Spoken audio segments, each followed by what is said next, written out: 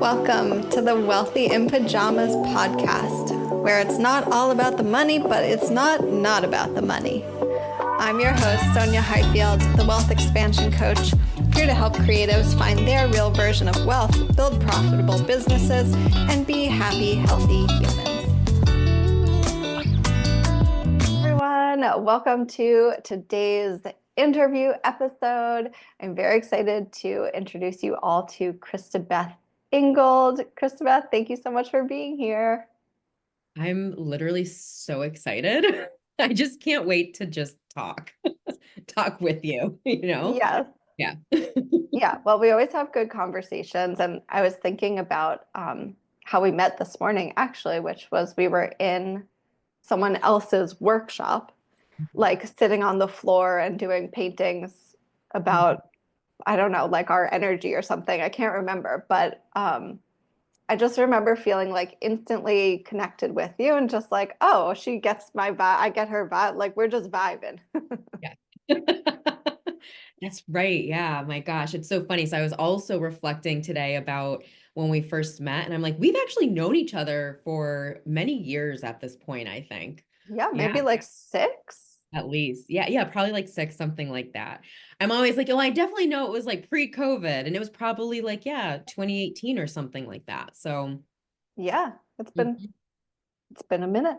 yeah. Cool. So let me tell people a little bit about you for those who don't know Christabeth yet. Her business is Soulfully Nourishing, and she is a healer and death priestess with a magical, multi-modal holistic healing practice. That's a mouthful, which invites you to come back home within.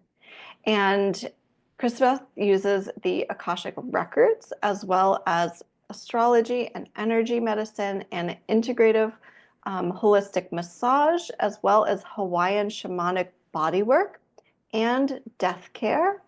And through all those, you will be tenderly and lovingly held to embody your highest level of sovereignty. So many amazing things that you use and are bringing to the table for people. So, can you tell everyone a little bit about like how did you end up here as multi mystical super healer?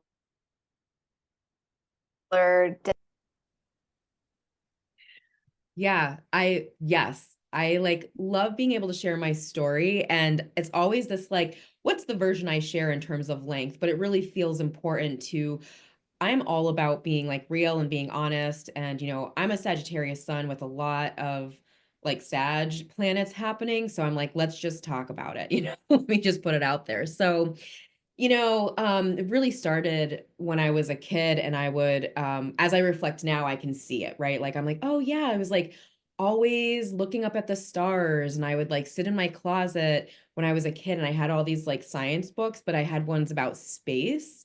And so I would like just sit in my closet and just read about the stars and read about space, and like always like I just want to be in space. Like I just want to be up there with the stars. And I actually, when I was a kid, was like, I want to be an astronaut.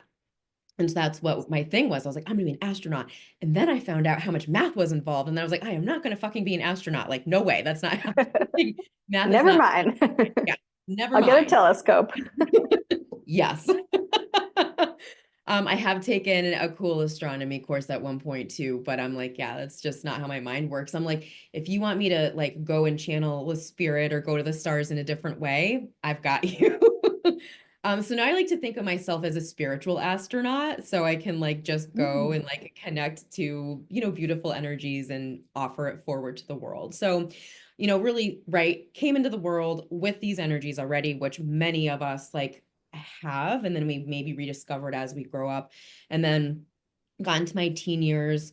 Um, that was one part where like I went through some hard stuff, but I was also like dabbling, which might have been quote unquote a phase in like Wicca and like candle magic, these kinds of things that, oh, let's just get together and have a sleepover and we'll play the Ouija board, like all these things. Let's go into the graveyard tonight and see if something happens. but that's actually like what I'm doing in a different way now. So it was like these signs or different ways through my life that I feel like my soul, my essence of who I am was always bringing me like trying to bring me back to those parts of me that are really connected to spirit or whatever you want to call that. And then when I got into my like mid-ish 20s, I was probably about 24ish or so. I also at this point I had gone to school and was in the middle of a grad program to become an expressive therapist, an arts expressive therapist. And so I was like, yeah, I want to like help people like heal. So in my mind, I didn't know about a lot of other healing modalities. So therapy is what made sense. And I was always the counselor to my friends growing up, right? Like something Sure. happened, everybody would always come to Christabeth, you know? And so like Yeah. there's parts of me that love playing that role and supporting people that way. So I'm like 24, I'm like middle grad school. I go on this vacation. I'm going to be vague here for a reason because I want to protect some names of people, but I'm like on this vacation and I'm like the people I'm with really, really, or a person specifically, like super, super trigger me in a way where I was totally fine and literally I just out of nowhere started having the worst anxiety. Like, I mean, like my body was like ridden with anxiety like physically, and I was like then like what is going on? I feel afraid, I don't understand, this isn't making sense. And so when I got back from that trip I just felt like so anxiety ridden and just really broken open in a certain way that felt I just didn't feel great, you know? And so like just being in the world was really, really hard for me. And I was already a sensitive person anyway, which many of us are. And so I was like, I know I can heal this and I need to do it holistically. Like, I want to do it holistically. So, luckily, I found pretty quickly an amazing holistic therapist that I'd actually met in grad school and I worked with her for years. She's amazing. I always love to give her a shout out. I'm like, Andrea, you're amazing. So, she really helped support me through. Really getting to the roots of like, what is this anxiety about? And so, yes, I had my own shit to work through, and there was this one moment in therapy, Sonia, where I'm sitting there with her and I'm like, always like, I'm so anxious. I don't know what to do. And she's like, Christabeth, she's like, you're really porous like a sponge. And so you're just soaking in everybody else's energy around you. And that was the moment that I went, oh, okay, I get it. I see it. I feel that to be such a truth because I would go into spaces and places or whatever and like not even know people. And it was like I was just accessing their memories and accessing their, right, not purposely at all, but like accessing their traumas, their like hurt parts. And I would just be like suddenly fine and then suddenly not fine. I'd be like, why am I suddenly so anxious? And then it would become clear, oh, there's somebody in the space that seems like they're really struggling. And I am now soaking that energy up. And so it took a lot of work. It took some years, but it also took lots of practice to bring me back right to center again over and over and over and learn myself, get to know myself in a new way. And so my therapist at the time, um, even though I knew a little bit about energy work and yoga and meditation, she really opened my world to all of that because she was also a Kundalini yoga teacher and meditation person. And she would have like, gong baths and all sorts of stuff. So I would go to her events and it really, really helped me. And so that opened me more to these are practices that are really helpful actually in making me be more mindful or inviting me to be more mindful about the present and what's actually happening right here now. And am I actually truly in danger or not? And so through that, I then went and I started I will first the first thing I did was Reiki. And I always feel like Reiki is the gateway to like everything else, you know. So I went and did a Reiki training. I was also doing card readings, but it was like super fun on the side. Like it was just like card readings with my friends, you know. So doing that. But then I did a Reiki training. And so in my Reiki training, or I'm sorry, after that, when I started seeing clients, I would just receive throughout the whole session all this information that I knew my like mind wasn't making up. It was very clear. I was like, I know I'm not making shit up. Like I know this is coming from somewhere. And it felt good. Like it felt like, wow, this is feels like it could be supportive. So I was like, I don't know what's going to happen with this, but I'm just going to experiment and I'm going to ask clients I felt comfortable asking, hey, is it okay if I share some information that came through? And people were like, yeah, because we want to know about it. We want to know about ourselves. And so I shared with a few people, and it was like fucking great, just like, hammer on the nail, just like really hitting it. And they were like, I can't believe that you picked up on that. Oh my gosh, my dad just died. We're doing this thing for him. Oh my gosh, that was a childhood memory that I really loved, or whatever it was. And I was like, oh, this is happening. This is real. And so from that point, I just really let it happen. I just felt like I could innately trust what was coming through. I trusted the energy I was working with. And I benefited, but my clients benefited. That was the thing, right? I was seeing people benefit from being affirmed around what they were feeling and thinking. And then from there, I did a holistic health coach training because I'm a Virgo rising, and my Virgo rising is super into holistic health and healing. And then I did an actual life coach training, and that training was like one of the most amazing, literally life-changing things I've ever done. And my trainer is brilliant. Her name's Colby Klosowski, and she's brilliant. So her training and her work has completely changed my life, and it changed how I was able to be with clients as well for like the best. So even though I don't use coaching a ton these days, coaching is all like, I'm always a coach, I'm always like, what's going on in the field right now? And from there, I then did a chakra dance training. So, really doing authentic movement through the energy system that we hold, known as the chakras, and to music to like evoke healing essentially and movement. So it was like music and movement put together.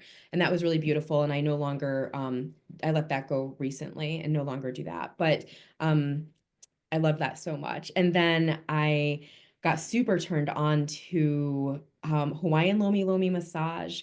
And what's funny about this is I didn't say this, but when I was in grad school and I had all this shit come up, and I was like going to an internship that I literally begged the school to like have me attend. I was like, please let me do this internship. They're like, you've already done an undergrad. You don't need to do it in grad school. I was like, no, I love this population. And so they like made an exception and they let me go to this internship. And the second day there, I was so anxiety ridden, Sonia. I was like, I literally cannot do this work. And it was a very clear, like, I'm leaving grad school literally today. Like, this is it. And Wow. it was actually one of the most clearest moments I think I've ever had around a big decision in my life.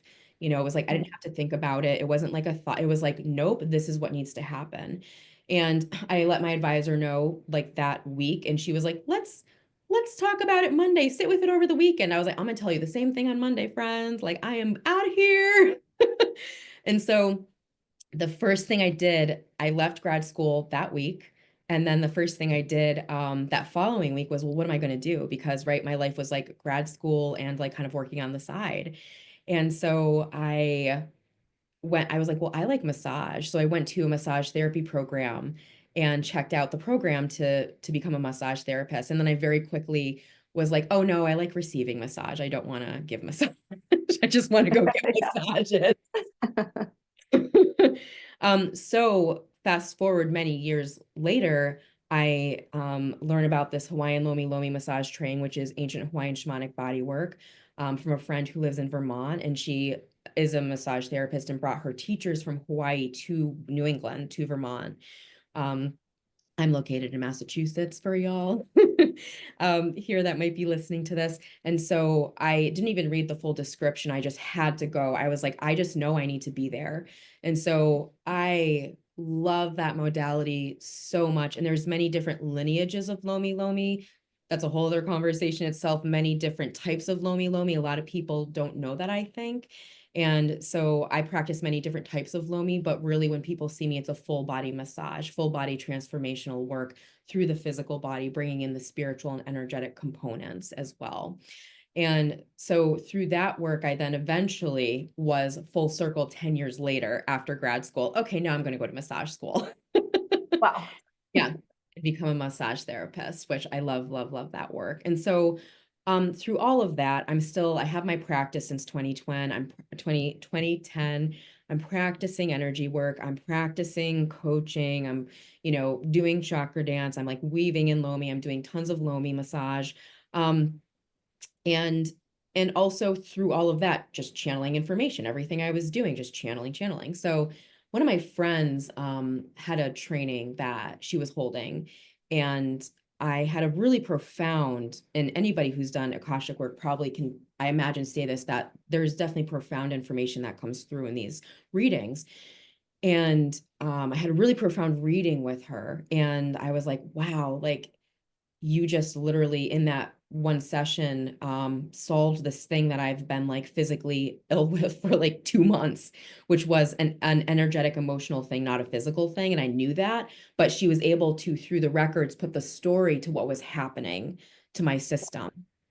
So there was a healing there. And then I saw her for another session for something else. And then she was like, I'm doing a training. And I was like, I have to go to that. And so I went to the training, and I'm sitting there, Sonia, the first day, and we are learning how to access the records. And so the first time I have my first access to the records, the Akashic records, I'm like, oh my God, I've been doing this all along. I just didn't have a name for it. I didn't have like a way to do it. It would just happen when I'd come into sessions. And so Yeah. yeah, it was really like massive in terms of how it helped me channel even better. Hmm. So Yeah. that's how I got into the records work, and also from there, astrology. I've always been into astrology since I was a teenager. Of course, one of the things I was like playing with for years and years, took an astrology course at one point, doing people like French charts for fun. But then I really was like, okay, 2020 came. I took a really cool program and was like, yeah, okay, I'm gonna officially offer astrology now because I just love it so much. It's so um like the records in its own way, it's so insightful and beautiful. Yes. And I combine everything. So that is my story. That is like the like, oh, look at me as a kid and then a teenager doing this weird shit. And like mid-20s going, oh my God, what the hell is happening? I feel like I'm losing my mind and I'm in this horrible anxiety. But it's like I wouldn't have wanted it to happen any other way because it brought me to where I am today, and I love what I'm doing. And I love how all of this has helped me heal lots of things within me as well. So there you go. Yeah. Thank you for sharing all that. I love to hear people's stories because the truth is that it's never linear. Yeah. And I think so often when we hear the big shiny stories of people's success, it's kind of like, I did this and then I did that thing. And we don't get to hear, oh, actually, I was having massive anxiety, or I was dealing with something I didn't even know what. And I was on a mission to like try and figure it out and get my life together. So I appreciate hearing all of that. And um, there's a lot of things I want to ask you, but I think one thing that's standing out to me here in your story is how much education you've had around what you do, because I'll call myself out. I'm someone who's like, I'm going to learn it on my own. I don't need to know. I have not been called to a lot of trainings. And I think there's a lot of kind of, like anything, good and bad programs out there, helpful, not helpful, whatever programs.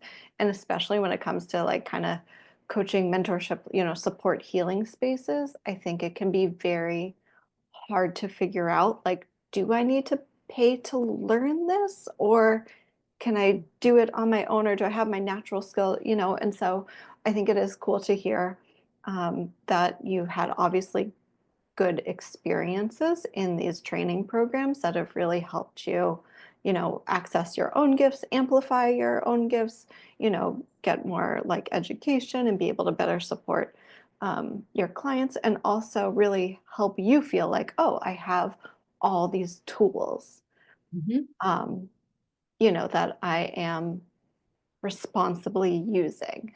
Mhm. Um,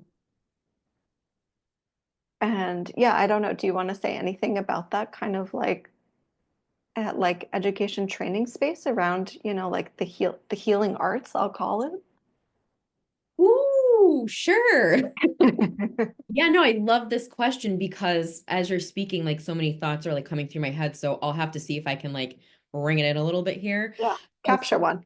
yeah, so one of them, I love that capture one. One of them for me is that like I just literally love learning. So I personally I'm just always, well, for forever up until really recently, actually, something in me shifted, and I'll maybe talk about that in a moment, but I really love learning. So I'm always like, what are the things that feel good? What am I drawn to learn? What do I want to go to? One is to actually gain the skill sets that I know I don't have. So I think in the healing space also, it's, healers and people like us, there's such a wisdom that we're connected to.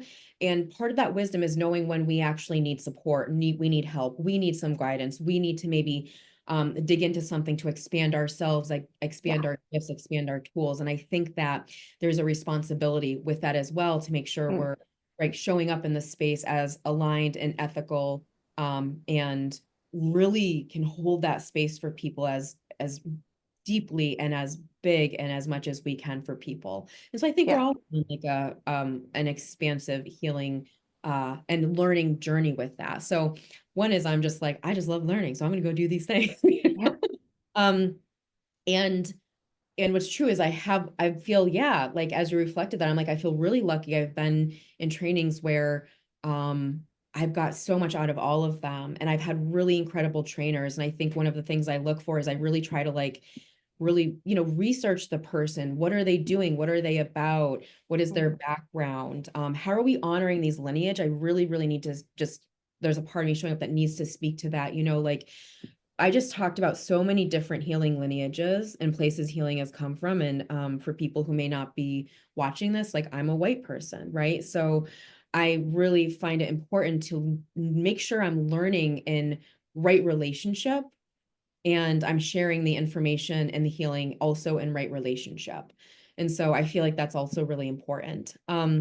Yes. Thank you So for sharing that. yeah, totally. Yeah, I'm just like, ooh, like there's, yeah, just things There's a that, lot to it there. yeah, there's a lot to it. And Yeah.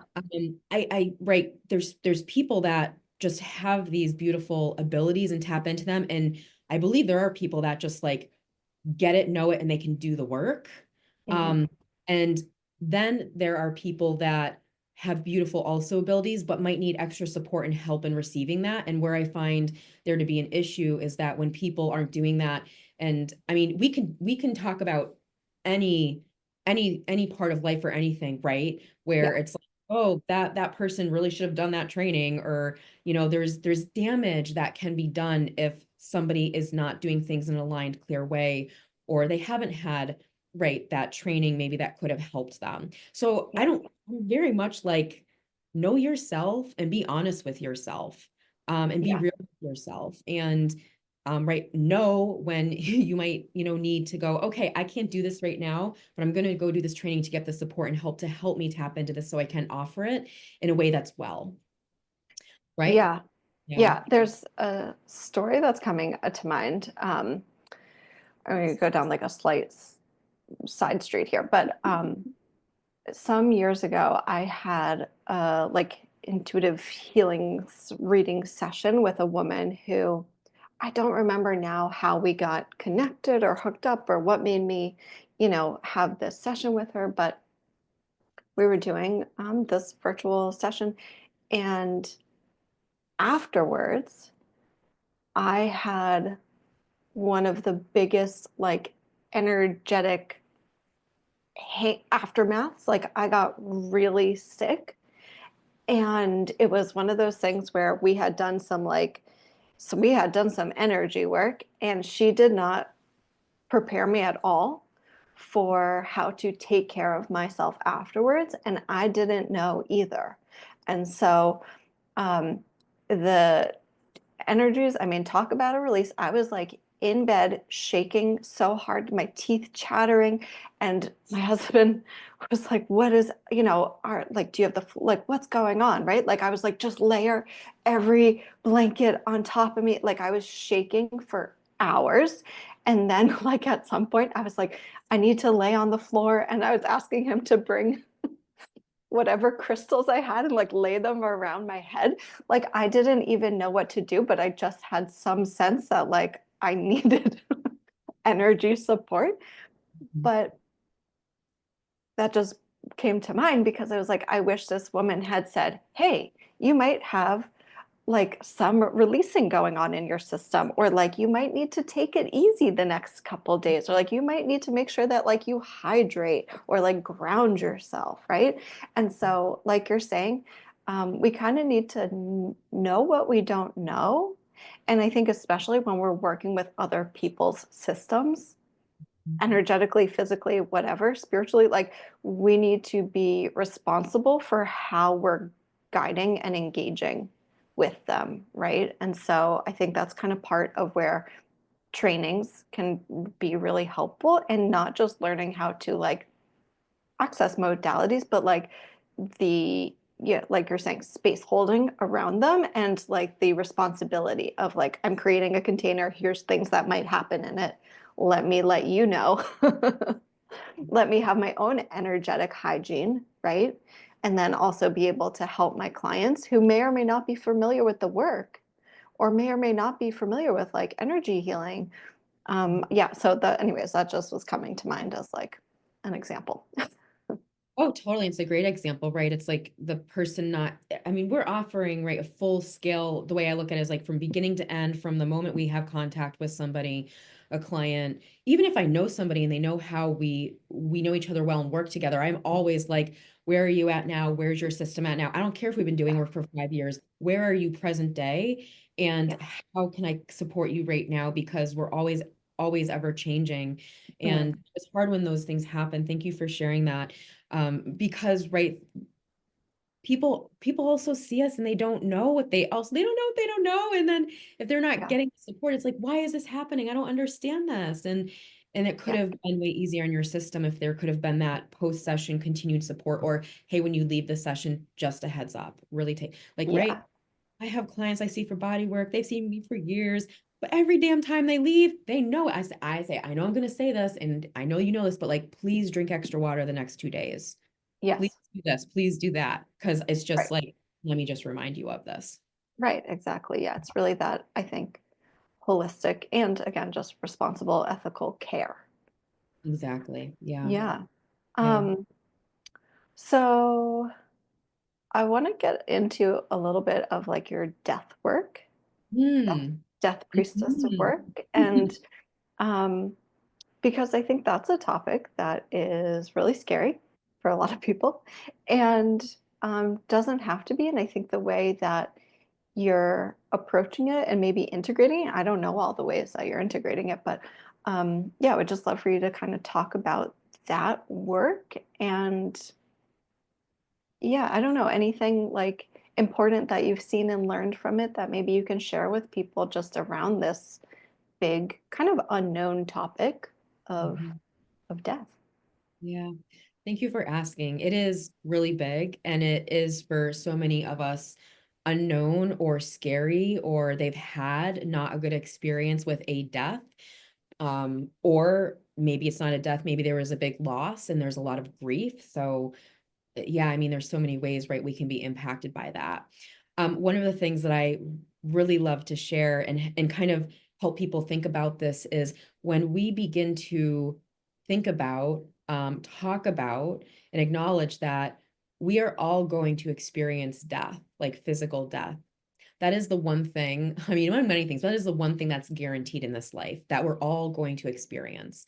And when we're able to think about that, work with that, sit with that, work with the parts of us that might be scared or might be unsure or not want to go there, when we do go there, it actually allows us to live our lives more fully, right? So Mm. if we think about, and maybe you've had an experience or listeners here have had the experience of, um, there was a sudden loss that they've had, whether it was a physical death of somebody or something that they have done that suddenly was taken out from under them that they couldn't complete.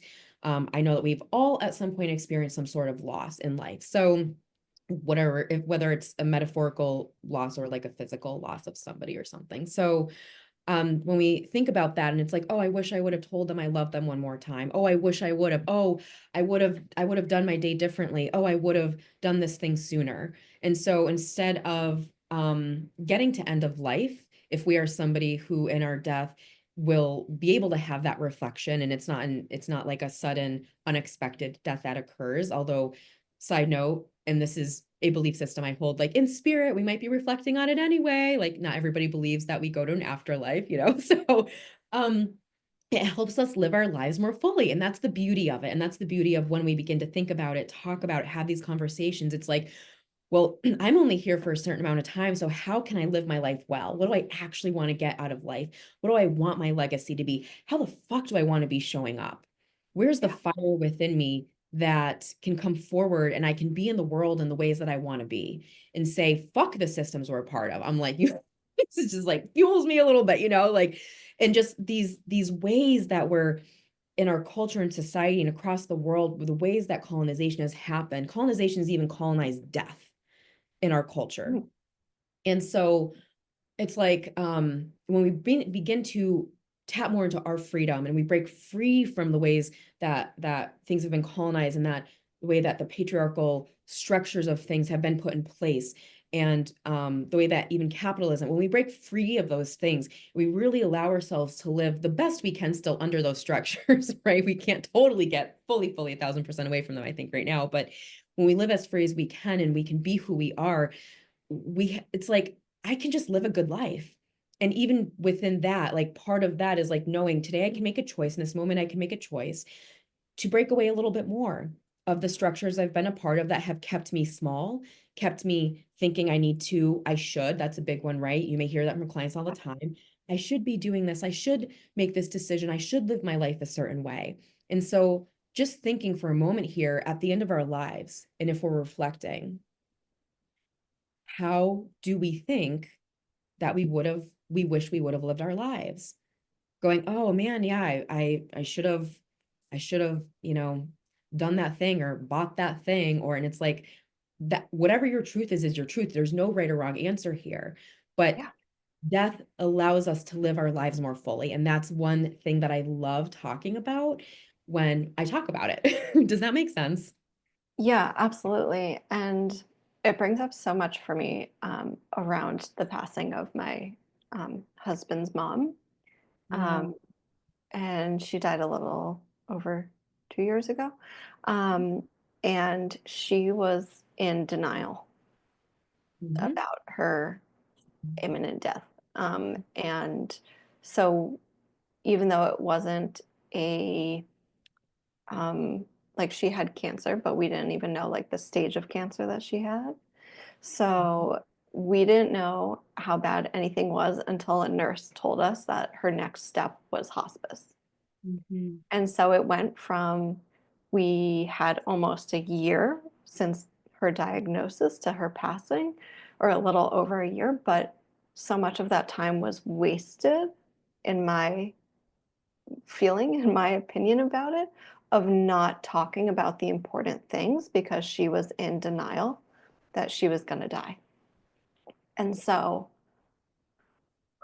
I try not to cry about it, but um, yeah, life is really precious and we don't know how much time we have. And so being aware of it, not in a morbid way, but right in like a, let me take a beat. Do I need to be so upset about this? Do I need to be so stressed about this? Can I, shift into a bit more love today? Can I shift into a bit more gratitude today? And that's really hard to do when we're just in the thick of life and like there's crazy shit happening and we're just humans trying to do it. But um, it's true that like we need to talk about the important things, and that's not always easy.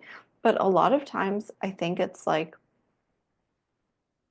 you're saying, being open to being who you want to be in the world. And like, even for my mother-in-law, we're like, oh, she didn't get to be, a grandparent, but like also she didn't get to like take the trip to Italy that she wanted to take, and that kind of stuff. And like, yes, I know in the afterlife she's cruising around on her, Vespa, like in Italy, she's having a great time. But yeah, in life, like we often hold ourselves back or we think, oh, we can talk about that later, or like this thing is kind of big and heavy, let me not bring it up, or like, what's the right moment to tell people that, I love them or share these memories. And like, guess what? It's always the right moment to be your authentic self and to live how feels really fucking true for you. Yeah, right on. Yes, exactly. Absolutely. And as you were speaking, Sonia, thinking about how we don't talk about it. And then when it does happen, because it will happen, and when it does, then people are left in a way worse circumstance in terms of like, I don't know the person's wishes. Did they want to be resuscitated or not? Oh my gosh, like like, do they have a will? Do they like, Yeah, where's their thing? Where are their belongings going? What were their wishes? Like, how do they, want to be honored? Do they want to be, what do they wish for what do they wish to happen to their body? yeah, So this is might be the Sagittarius in me, because Sagittarius is all like very like, and I do hold this belief that like for me personally, I'm like, life is a celebration. There's a lot of things that are also mm, awful, but I'm also like, to me, life is a celebration. We're here. I've always had that belief. I've always had that attitude that like, I'm here. I may as well celebrate. I may as well celebrate yeah, myself. I may as well celebrate life. Um, I was going somewhere with that. But I'll just come back to like, if we don't have things, if we're not talking about things, that's where I was going with it. Like, we can let it be fun. If we talk about end of life and what we want, like I have found personally that we can be creative and fun with it. Oh, I want to have a sea burial like in Hawaii. And I say that because there's actually somebody in Hawaii that like does these like ocean burials, like burial at sea. That's really beautiful, like take you out on the boat and like bring you back, like drop you in the ocean and like have a ceremony. So there's so that's the other thing with it in our culture. There's so many ways that people aren't realizing that we can talk about it, and we can do end of life planning now that can actually be kind of fun. And then also we get to have it how we want to have it. We can have our wishes honored. yeah, And so I think that piece is really important, that we can be honored, our wishes can be honored, and we can be celebrated however we wish to be celebrated or not. I know my grandmother, my grossmother, she passed in 2022, and she was like, I don't want a whole thing. She did not want a funeral. She didn't want any of it. And mm, so like, my dad, my aunt, and my uncle, her kids, just like put her in the local like stream in this beautiful urn that was made of clay. She was cremated, made of clay, and like had a little ceremony. So they were in Switzerland, and so my sister and I are here in the US, and so we were on FaceTime with them. And that's all it was. And it was the most beautiful, simple thing ever. And so very gently the water like just like the clay started to disappear, and then her ashes were taken away, and it was amazing and beautiful. And she did like, I don't want the big thing, don't do the big thing. So I was like, oh, we're so glad to know, just one example of so many of what we can do to like honor your life and your death. mm. Hmm. Ah, thank you for sharing that. Yeah, there's so many things I think that come up around this. Maybe there's the whole other, probably a whole other podcast that we could get into about that. But I wonder because, you do some mediumship as well, and I have also done some mediumship and, working with the Akashic records and, past lives and all this stuff. Um, I don't know exactly what my question is, but like how, okay, knowing what you know about spirit that has gone from human to back to pure energy. Um, is there anything you want to share around that kind of, I don't know about transition, but like, I don't know, that whole thing? Let me tell you about that thing. Okay. It's just a little thing. So, okay. Oh my God, I like love talking about this so much. So I was doing a records reading for somebody years ago. And she came to me and was like, listen, my aunt who's in her 90s is dying. And she was like actively dying for a little while. And she was like, she's not letting go. What do I need to do? What needs to happen? How do I help her let go? The first Yeah. thing that I really need to be clear on is like, we all will let go and die on our own terms. And with that being said, when in my experience, we're able to, I'm going to come back to the story in a minute, but when we're able to either again know the person's wishes or have support like somebody like me or somebody like you or somebody that has those mediumship abilities or is using them or anything like that in this particular kind of way. um I know in my practice, I have facilitated conversations between the person dying who's no longer verbal with their loved ones. And it's like, oh, your mom wants XYZ thing. Your mom is communicating this to you. And the person's like, oh my God, I've been waiting to hear that my whole life. I really needed that. And so everybody receives peace. Or the person's like, I had somebody I know whose grandmother passed recently. And she was like, I don't know what to do. Oh my gosh. And it was like, listen, she get her some flowers. She wants a purple blanket and she wants some ice cream.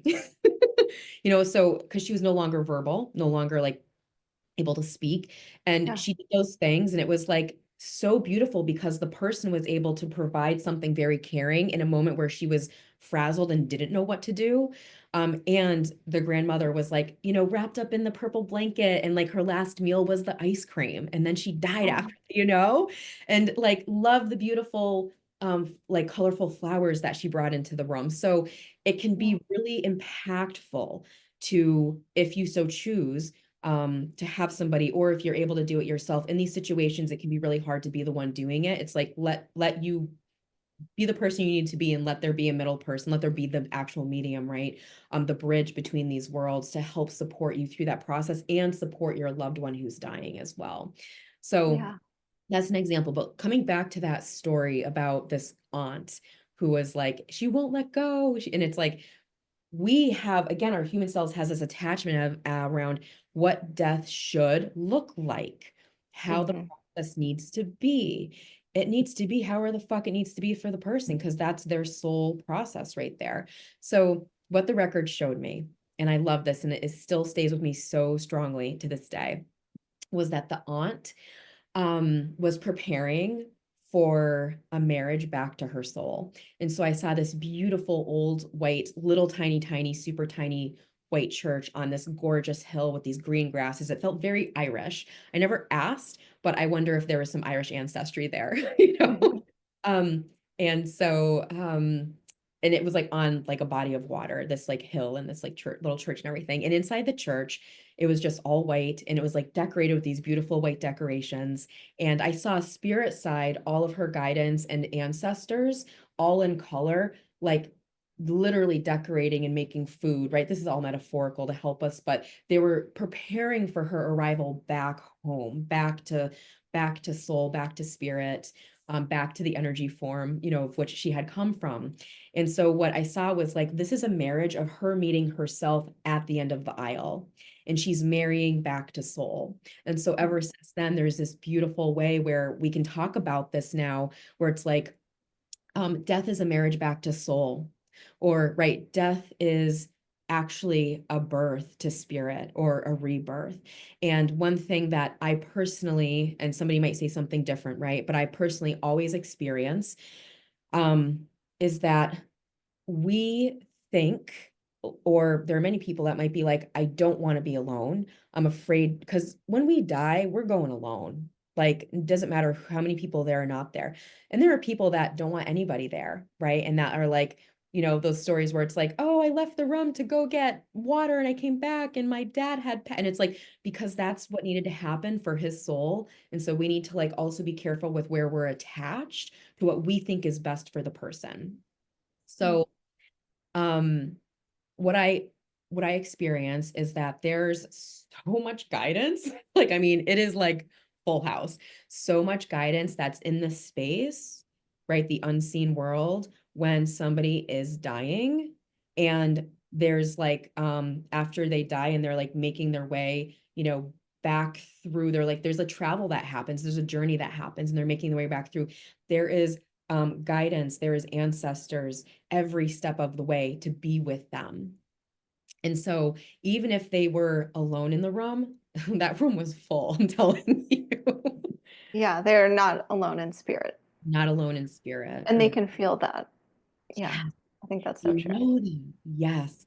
And that can bring, even if we are like, oh, like I don't think that they're at peace, right? There are deaths that are not peaceful deaths. I want to be clear about that too. But there are deaths that even as it's happening, the person might feel, oh, okay, like there's like I'm being carried here. There is some sort of peace here or warmth that's gonna like hold me or carry me. Yeah. Yeah. Does that make sense? Yeah, totally. Yeah. It's interesting, just as you were describing it, like there's um I don't know if you've read this book or series on the Celestine prophecies. Yeah, Yes, and I don't remember, but go ahead. Yeah. they kind of describe the process of Mhm. um, like what happens when you die, and then kind of like reconnecting with your soul and your soul families. Um, and yeah, that was just coming to mind because when I was reading that book, I believe it's called The Celestine Prophecy, like it gave me such a clear visual of what feels true for me in afterlife theories.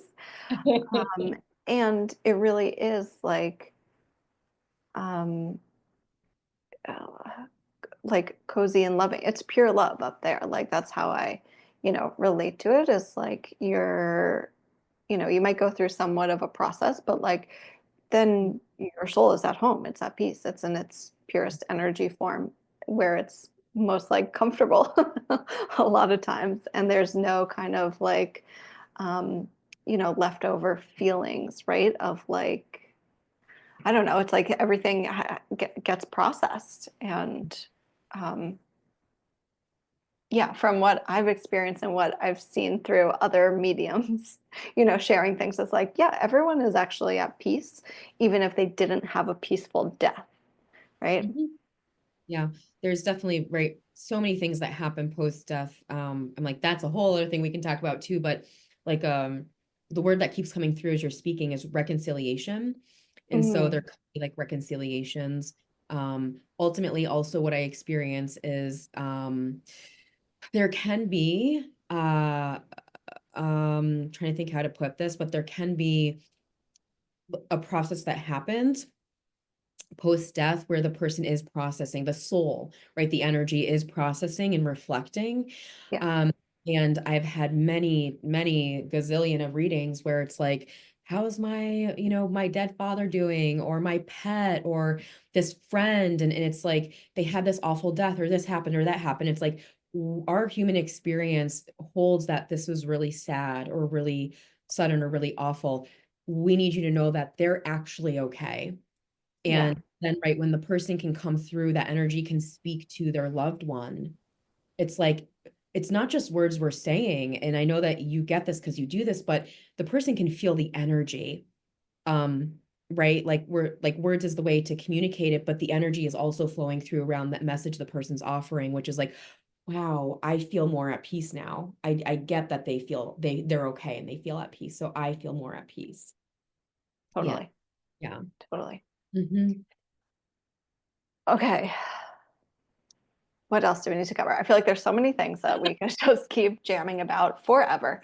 Yeah. Um, but before we wrap and before I have you share with everyone where they can find you, I would love to hear what wealth means to you.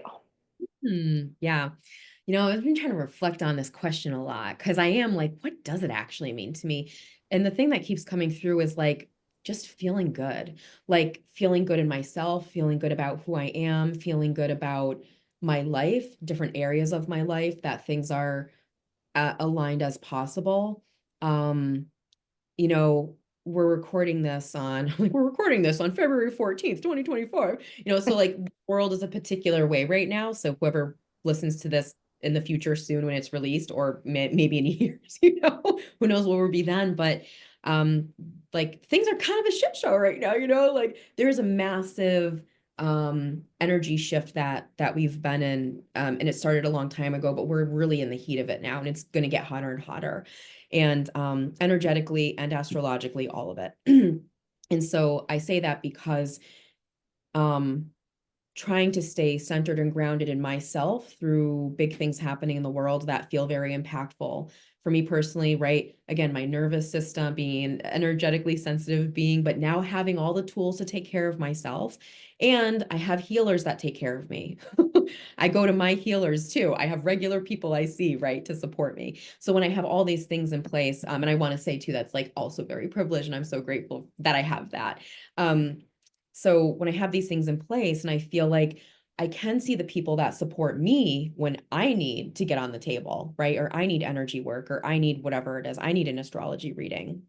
When I feel like I have a little, like, not a little, I have like good, yummy space and time for myself to actually do the things I want to do, just as like regular everyday little things or bigger things where it's like, oh, I really need to like take a big break. I need to take a trip. I need to take a week off of work or whatever it might be. That feels wealthy to me. Like having space, having time to take care of myself, to have the resources to take care of myself. And today, that's what wealthy means to me today. Yeah. Anyway.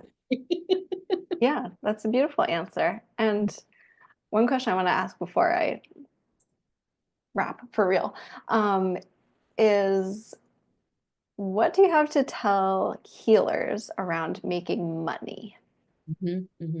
Yes, I love this question. This is a whole other thing. I'm about to go off on this too, but Yes. like so my biggest personal offering is to do everything in alignment with yourself. I feel like we have to listen to our intuition. We have to listen to the things that feel good and right for us. Um, because if we don't, then we're not doing our work in an aligned way. Mm, And I mean, what I think about, and I'll just use a quick example if it's okay to take a second. So, yeah. very early in my practice, and as I was really getting my footing underneath me around, also this is a business and I'm offering people these services, I did do different coaching things. I did do different things that it never felt like, none of it actually ever felt good or felt totally aligned or right. And it was like one of those things where I have the formula, and I'm gonna give you the formula, and this is the formula that everybody's gonna use, and it's gonna work for everybody. And it Yeah. just never ever landed right for me and felt right. So there might be people that worked for, so that's not a criticism there, but I just know what I've learned through doing that and looking to others. What are you doing? What's happening over there? What, like, I should be doing what they're doing because they seem so quote unquote successful, right? And Yes. so, I have to also say, yes, I did get bits and pieces that were helpful for me. Of course, I was like learning things that maybe I shifted or implemented a little bit, or at least tried it on. I tried on many of things to see what would work. And ultimately, what I come back to is, please listen to yourself.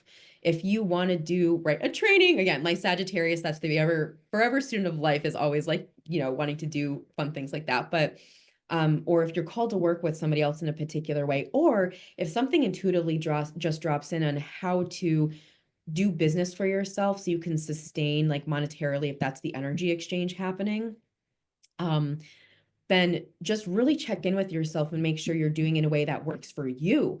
Please, please, please do not let anybody outside of you dictate to you or tell you, no, you should be working Monday through Wednesday and have 5 days off a week. Like, if you're somebody who's like, Yeah. I like to work a little every day, I don't have to listen to your schedule. Like, please listen to yourself. I'm like literally begging, I think, Yeah.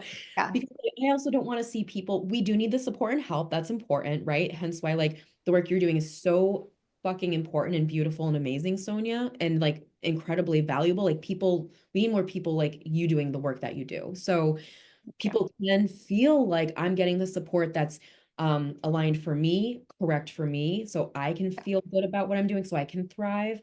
Um, yeah, that's what I Yeah. just really listen to. And it comes back to, like, know when you're like, I'm just going to do this thing because it feels really good for me and I'm really glad I'm doing it. And know when, you need the help, know when, okay, I could use a little support here. That wisdom, tapping into that wisdom. Yeah. I love it. Um, I think that really is kind of like my, philosophy, which is why I call myself a wealth expansion coach, which is wealth is well-being. And that applies to every area of life and business and money. And, you can absolutely love what you're doing, but I guarantee you don't feel well if you don't have the resources. And part of that is the money to take care of yourself, Right. right? To be healthy and to also support who you want to be in the world, which is, I think, people like you and me and my clients who are like, I really want to give back in big ways. Well, you can do that through, time and energy, but also monetarily. That's really a big piece of being able to support the other humans and causes that we care about and feel like, oh, I am the person that I want to be wholly and completely, because part of that is being generous and part of it is being aware of the other humans who are in the world and doing big, important things or who need help. And how can I, serve at my highest level? I can do my work and I can charge what I want for it in a way that feels good. So I can take care of me. And then I can also take care of my community and the other, again, like people, causes, planets, things that we care about, and really have more people in a state of well-being. Yeah. Absolutely. Yeah. We're all interconnected and we all need each other, whether people like to think about that or not. Yes, having our own individual experience, but like I'm interconnected with this whole entire like field that we're in, the earth and like all my other fellow humans and the trees and the oxygen, like we're all Yeah. interconnected. And, with that being said too, the other thing I was thinking about when you were speaking was that, we are the ones who make up the stories about money and what it means to us, right? Mm, So we make up the stories around like money is bad, money's dirty. If I do have money flow wealth in that way, then what does that make me look like to people around me, or what are people going to think, right? Like there are these yeah. ways we have these really fucked up scripts around and belief systems that are like, is that actually true? Like money's super neutral. It's a matter of how we're thinking about it and what we're doing with it. And we can see right now, right? Like evidence of, oh, when you have a lot of money, you can do amazing things in the world. And guess what? You can do a lot of bad shit too. But that doesn't have to be how you engage with money, right? And like what I would always say is like, um, if you're an asshole, you're going to be an asshole with or without money. Like if you're a good person, you're going to be a good person with or without the money. So like might as well be a good person with money so that we can actually create the world that we're wanting to see. Mhm.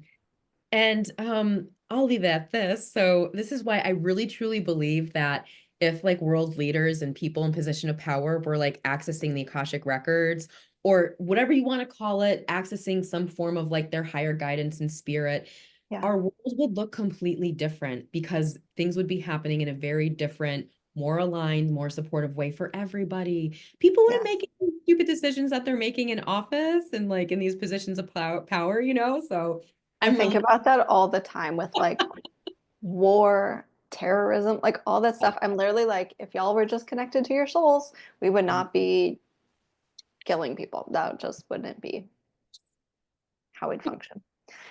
just Oh so my goodness. Yeah. Okay. Thank you so much for being here and sharing your story and some of your wisdom. Can you please tell people where they can find you, connect with you, and buy from you, hire you? Yeah, thank you. So you can find me on Instagram, my name, and I know that you'll have it in the show notes too. I think it's Christabeth. It's my first name and then L-I, so Christabeth Lee. Facebook, it's just me, Christabeth Ingold on Facebook. Um, and then I have a website. So my business name is Soulfully Nourishing. And so my website is www.soulfullynourishing.com. Those are the three main places, yeah, where you can find me. And I also really love just like talking with people. So please feel free to reach out. You have questions, you want to just connect. Right. My website's going to share a lot of information as well, and how I work or how I can support, you. So yeah, Yeah, that's where I'm at. beautiful. Amazing. Thank you so much for being here. I appreciate you. Everyone, go check out Christabeth's work and give her a follow or get a reading. Or if you're local to Mass, you do in person, you're in person Yeah. So a lot of my body work's, and healing work. yeah, and also in person as well. Yeah, both Yeah. in Western Mass and on the North Shore. Okay, excellent. Mhm. All right. Thank you all for tuning in. We will see you on the next episode of Wealthy in Pajamas.